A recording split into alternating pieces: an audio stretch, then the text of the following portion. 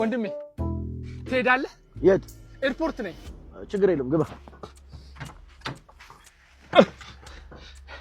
ምን ባክ ቼኪንግ ታይሜ 10 ደቂቃ ነው የቀረኝ። አሜሪካ ፍላይት አለኝ።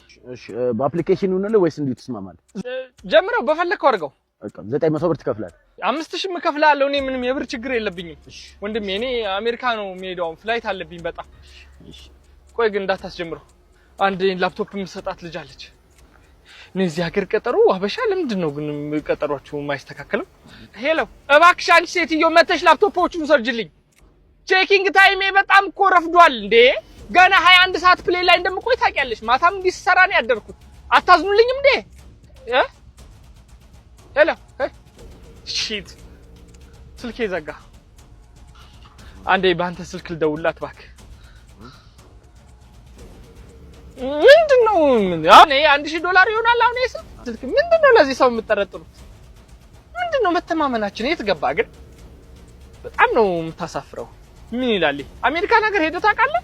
አይ አላውቅም። ዞር ዞር በልና ሀገር ይሁን እንጂ ምንድነው? ምንድነው እዚህ ሀገር ውስጥ መርመጥመጥ? ውጪ ወጣ በሉ ምናምን እንደኛ። እኔ ከዩኤን ከኤስኤስአር ከኤምኤስአር ከDWFK WZW ማይነስ ከነዚህ ሁሉ ድርጅቶች ጋር ነው አብሬ የምሰራው። የት ነው ያለሽው? እኮ ነው ሰፈራችሁ ቆሜ የለ እንዴ? መጣው እሺ የቱ ጋር ነሽ? እኔ እዛው አስፋልቱ ጋር ነው ያለሁት እኮ። በዚህ አትታይኝም እኮ። እንዴ እንዴ እንዴ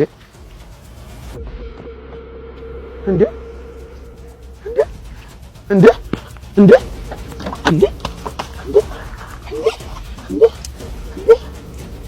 እንዴ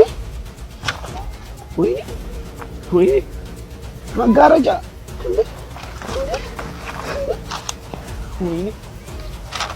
ወንድሜ ለወደፊቱ ተጠንቀቅ። ጭራሽ ምክርም አለው ወይ